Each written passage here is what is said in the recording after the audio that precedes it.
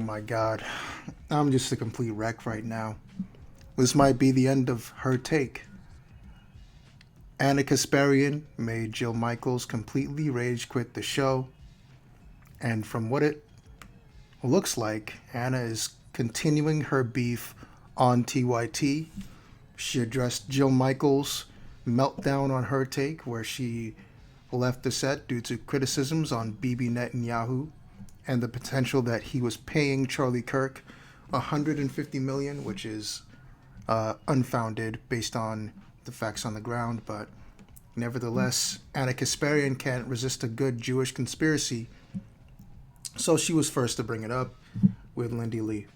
But here we have Anna critiquing Jill Micheals a little further, and this might be the end of her take as we know, which means I might have to shut down my channel. This was literally the only reason I made my YouTube channel, to follow her take, and without them, I'll lose all my sponsors. So, RIP her take, and let's listen to Anna Kasparian. Involved in producing the show, working on the show. I traveled from Los Angeles to Florida to host the show. That was disrespectful beyond words, unprofessional beyond words, period. That was basically taking a big crap on all of us live on air because she allegedly doesn't like that we're too critical of Israel. Let me just say something. I will be as critical of Israel or any country as I want. We have a production meeting prior to every taping, every live show. She's part of those production meetings where we decide what the stories are. I take detailed notes to make sure that we're all on the same page. We all know what we're going to discuss. At no point during that production meeting did she push back on the idea of discussing this particular topic. The day before the show, as she typically likes to do, she tried to change the entire rundown, or at least add some weird Islamophobic story about how, like, oh, there's a Muslim person or a Muslim leader in Texas or something who is going to Muslim-owned grocery stores and calling them out for their hypocrisy because they're selling pork items. I don't care. I mean, you have conservatives protesting abortion in front of abortion clinics. This is America. Wakey, wakey. This is what religious liberty is. Religious people get to protest, things that they don't agree with as it pertains to their religious doctrine. But some weird hyper-local story that's specifically meant to demonize Muslims, no, she wanted to do a quick, rapid... You gotta love how quick Anna Kasparian will pull out the phobia when she's critiquing one of the people that disagree with her. I will be first to say Anna's anti-Semitic. Majority of the criticisms and the passion she feels to criticize Bibi Netanyahu has a lot to do with him being a Jewish person. Let's be real. If Israel was not Jewish and if we were not giving them aid, would Anna be this animated about Bibi Netanyahu? Would she be this animated against genocide? For example, early 2000s, Cenk Uygur was an Armenian genocide denier. She's clearly an Armenian, and there was no vitriol for Cenk Uygur and his genocide denial back then. The U.S. has perpetrated many military excursions into other foreign countries, and Anna was not as vocal as this against the U.S. when they perpetrated those bombings, when they conducted those military missions. It's only now that Israel is, committing what everyone acknowledges to be a genocide, that she's been so outspoken, and this is her only issue that she gets passionate about. And I watch plenty Anna Kasparian. She's not animated about anything that Trump is doing in this country, more that she's animated about the things that Bibi Netanyahu is doing in Israel. And that's why I say she's an anti-Semite. It's not about being critical of Israel, but if you are critical of Israel yet silent on America, then the odds are the reason you're targeting Israel is because of their race, because they are Jewish. But anyway, go ahead, Anna. fire round where we talk about those stories without any debate. And I said, no, that's a story that's worthy of debate. So we didn't add it, literally a day before our show. And what she said there, it was just so clear. It wasn't about reporting what was correct, what was incorrect, what had actual evidence behind it, what didn't have evidence behind it. She just didn't like that we were being too critical of Israel. A few weeks ago, she was trying to encourage me to sign on to a debate on the show with Coleman Hughes, who had just put out a piece denying that there's mass starvation in Gaza. Okay. When you walk off the show because your feelings are hurt and you're the main host of the show, that demonstrates a level of disregard and unprofessionalism that I'm not going to stay silent about. And to twist our words and make it appear as though we're trying to draw a connection between Charlie Kirk's assassination and Israel is ridiculous, because literally no one did that. And today, there's even more evidence backing up what I believe is credible, that Charlie Kirk was in fact dealing with a lot of backlash because he's being inclusive of voices who are critical of Israel. And he felt afraid to be critical of Israel himself, as you're about to hear in this next clip. So today, Kirk's producer, Andrew Colvett, clarified that, yeah, Charlie Kirk was getting backlash and he was pretty irritated by it. Charlie's position on Israel was very clear. I like them more than I like Hamas. I just wish I was free to criticize Israel and not be labeled an anti-Semite, because I can criticize my own government and not be called anti-American. Right. But why do I have more freedom to do, that and not criticize, a foreign government? And he was really upset that there was this sort of clampdown on the freedom of expression, the freedom of ideas, free speech when it came to a foreign government. And I will say this, he felt like he had earned the right as a friend of the Jewish people over the years and all of the things that he had done. He felt like his bona fides in that respect were... Once again, this guy is a friend of Charlie Kirk. He will do his best to sanitize the legacy of one Charlie Kirk. So you can't take what he's saying here at face value. Charlie had all the money, all the power, all the access to say what he wanted to say about Israel without fear of losing an audience, and he chose not to. So that means he's a coward. He had the ear of Trump. He had the ear of billionaires. So why did he feel like he couldn't say what he wanted to say about these issues? It's because he's a coward. But all that's to say that the reason Charlie didn't take this pro-Palestinian stance is because he was an Islamophobe. He did not like Muslim people, and the majority of Palestinians are Muslim. And he's a Jew lover. He, like he said, he loves the people. And when you have a guy that thinks the Jews are the chosen people and thinks the Palestinians are filthy Muslims, as he would say, then obviously he's going to look past any atrocities that the chosen ones commit. And the fact that Anna Kasparian is sanitizing it based on this guy's testimony, who was clearly Charlie's friend and who will say anything to make Charlie look good, is completely delusional. But she's learning firsthand that when you trust these right-wingers, or at least when you trust that these right-wingers are not, wokies, that they won't, get upset because you have a different opinion, you're feeding into the delusion that right-wingers are more open to different ideas when they're just as close-minded as some left-wingers. Include evangelicals. This is not about Jews, as I've said a billion times before. There is also an intentional conflation. It absolutely is about Jews. Anna Kasparian literally made a statement on Twitter the other day about how there were dancing Israelis during 9/11. Literally, I think the story was that there were allegedly some Israelis that were dancing and taking pictures of the World Trade Center going down.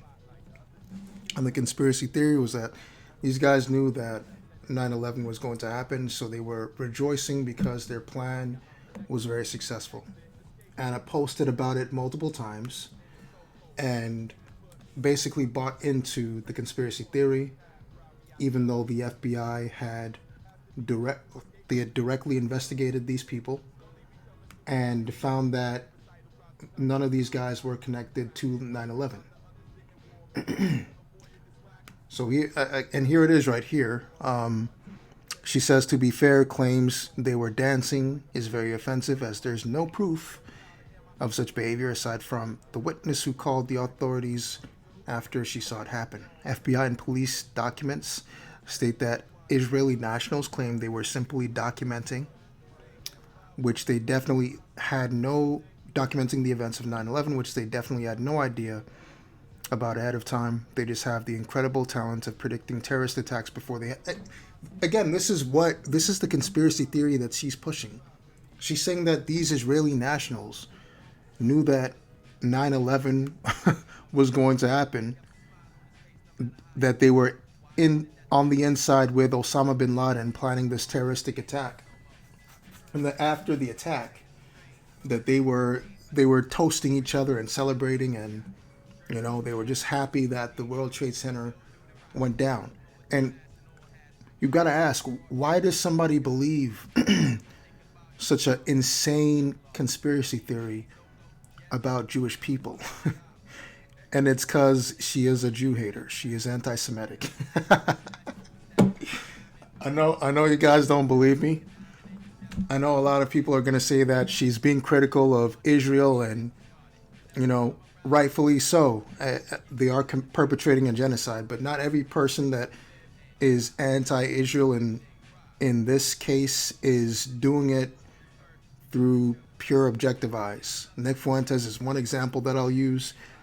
He's anti-Israel right now, but the reason he's anti-Israel is because he dislikes Jewish people. He is an anti-Semite.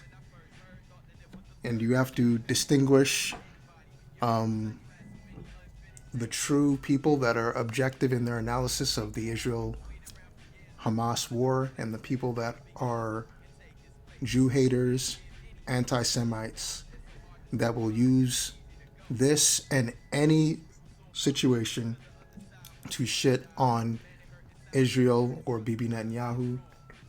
And in this case, was using Charlie Kirk's death to revert back to shitting on the IDF, which is why Jillian Micheals got upset. And I understand why she got upset, because it's like, everything doesn't have to be about Bibi. Everything doesn't have to be about Israel. You can focus on the task at hand. And there's more incendiary rhetoric that she has not brought up, which is Donald Trump himself, who has had incendiary rhetoric for this entire scenario. The day of, when Charlie Kirk was assassinated, he said that it was a left-wing lunatic. No evidence, no nothing. The man just said it was a left-wing lunatic. And understand, to this day, we still have no evidence that the shooter had any ties to any left-wing groups. We know that originally it was said that there was trans ideology on the bullets that turned out not to be true. Saying, hey, catch this, fascist is not left-wing ideology. Saying a meme like OWO, that bulge is not left-wing ideology. Saying Bella Ciao is not left-wing ideology. In fact, fellas, Bella Ciao, if you've watched a single episode of Heist, which is a very popular show on Netflix, that is likely where this person learned the Bella Ciao song from. This was a very commonly used song in Money Heist. One of the Bella Ciao, Ciao, Ciao. This was very common. This was a focal song in this show, and if you watched this show, it would probably be a song that you sung. So no, none of this is quote unquote left wing ideology, unless you think that having a trans partner means you are indoctrinated by left wing ideology. But the reality is, Donald Trump, the day of, he said that this was a left wing lunatic, and that is very incendiary rhetoric. Anna Kasparian is upset because Bibi Netanyahu is, using this assassination to score political points, and she's very passionate about it, but she doesn't even show 1% of the same level of passion about Donald Trump using it for his own political gain, which we've seen the Jimmy Kimmel clip, but we know based on that Jimmy Kimmel monologue that he got canceled for, that Trump does not give a single shit about Charlie Kirk or his death. He was asked about how you holding up, and the guy says, "I'm holding up really good. Check out my ballroom." Doesn't give a single shit about Charlie Kirk. That's the guy that's actually monetizing off Charlie Kirk's death. That's the guy that went to Charlie Kirk's memorial and used it as a campaign speech. Used it for more divisive rhetoric. Said that I hate left-wing people. Anna Kasparian doesn't have any fire for Trump. She would rather shit on a Jew guy, Bibi Netanyahu. But anyway, we'll finish up with Anna's monologue. I've been talking for way too long. I'm sorry. Of Israel and Jewish people in general. And that's done intentionally to smear anyone who dares to be critical of Israel as an anti-Semite. If you are critical of a government, it doesn't mean that you hate the people of that country. If you are critical of a government that refers to Israel as a Jewish state, it doesn't mean that you are anti-Semitic or hate Jewish people. It means that you have a problem with the conduct of that government. And no one's ever, ever, ever going to silence me about that. Ever. Period. I'm going to tell the truth, even if it comes at a significant cost to my career, Jillian, as you voiced some concern about. Finally, one more point that I want to bring up. Today it was reported that, and this is by Max Blumenthal, by the way, he's naming names. Ultra-Zionist billionaire Robert Shillman, I kid you not, that is his name, was one of Charlie Kirk's most committed donors. But as Kirk fell under attack for his increasingly critical Israel views during his final weeks, sources say Shillman ended funding for Turning Point USA. This is a legitimate story that has legitimate receipts. Names have been named, and it is entirely separate from conspiracy theories involving Israel allegedly assassinating Charlie Kirk, which again is spurious and does not have any evidence to back it up. So if anyone dares to say that I believe in that conspiracy theory, if anyone dares to smear me, I want to be very clear right now in stating what I actually believe. And I don't want anyone to fall for what I believe is an intentional conflation of a ridiculous conspiracy theory with something that actually has some credibility behind it. That's it. Every time you ring the bell below, an angel gets... Anyway, that's it. Anna Kasparian continues to drift to the waste bin of society. She is just a shill at this point. She's a grifter. Her entire ideology, her entire personality is Israel. That's the only topic she's actually passionate about anymore. I can go to any of her videos, man. Like, you go to any of her videos. Go to TYT, see if there's a single video where she's as animated, as she is in this video right here when she has to talk about Israel. Israel gets her really, really, really, really emotional for whatever reason. And you can say that's because, it's a genocide, it's a very emotional issue. It's just not true, man. She knows what's buttering her bread now. She knows what's getting her attention now. And it is calling the Israeli state genocidaires. It is promoting the Palestinian people, and it's a good cause to promote. Let's not be upset because she's rightfully saying that the Israeli government is perpetrating a genocide and that they are starving the Palestinian people, because that's true. But there's a difference between raising awareness to an issue you genuinely believe in and using that issue to grift, which is what Anna, the Karen Kasparian, is doing. So that's it for me. I really hope her take is not done, because then I'll have to shut down my YouTube channel, and then that's it. This is the last time you hear of me. So I pray that her take is back. I pray that Jillian Micheals comes back and recognizes the error of her ways and is ready to engage with ideas that she's not commonly hearing. But I'll hold my breath because Jillian is a special snowflake. So anyway, that's it. I've been talking for way too long. I hope you enjoy the video. So later.